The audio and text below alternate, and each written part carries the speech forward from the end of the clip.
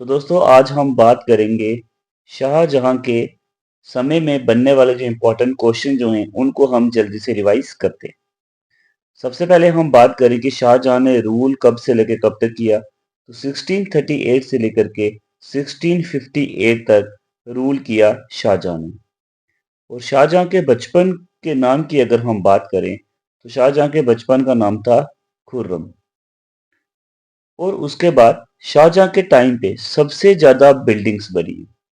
अगर हम पेंटिंग की बात करें तो जहांगीर के टाइम पे जो पेंटिंग जो थी ये अपने चरम पे थी।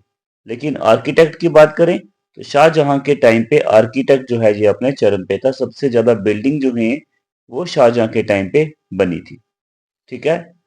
और उसके साथ साथ देखिए कौन कौन सी बिल्डिंग जो बनी गई थी, शाहजहां के द्वारा बनाई गई थी। रेड फोर्ट, जामा मस्जिद, मोती मस्जिद, तख्त ताउस जिसको पीकॉक थ्रोन के नाम से जाना जाता है, ताजमहल। ठीक है। ये सब इंपॉर्टेंट बिल्डिंग्स जो थी वो बनाई गई थी शाहजहां के समय में। ताजमहल की अगर हम बात करें तो ताजमहल की स्थापना 1531 में करी गई थी।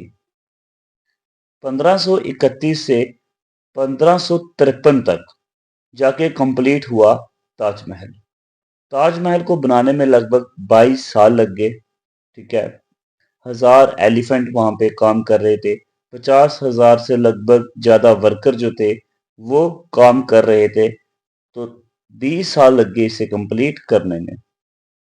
मेन आर्किटेक्ट की अगर हम बात करें ताजमहल को बनाने में, उस्ताद अहमद लाहौरी एंड उस्ताद ईशा खान, ये दो मेन आर्किटेक्ट थे जिन्होंने ताजमहल को बनाया। उसके बाद शाहजहां के चार बेटे हुए, दारा शिकोह, औरंगजेब, सुजा एंड मुराद। 1658 में शाहजहां बूढ़ा हो जाता है।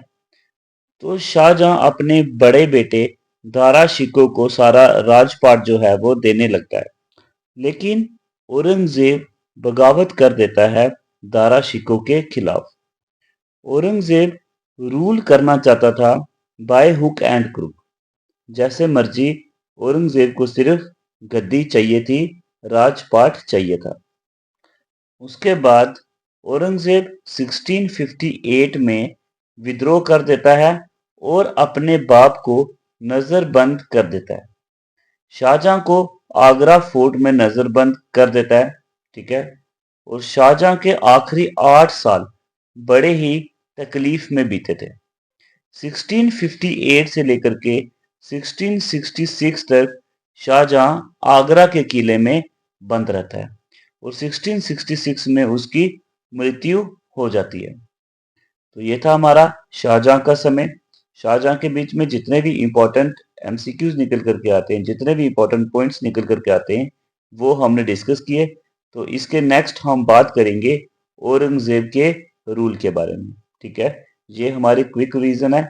हम जल्दी जल्दी से सब ये रिवाइज कर रहे हैं। ठीक है।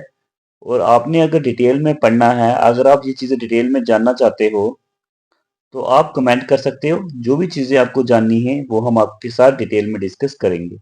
मिलते हैं नई वीडियो में औरंगजेब के साथ। तब तक के लिए धन्यवाद।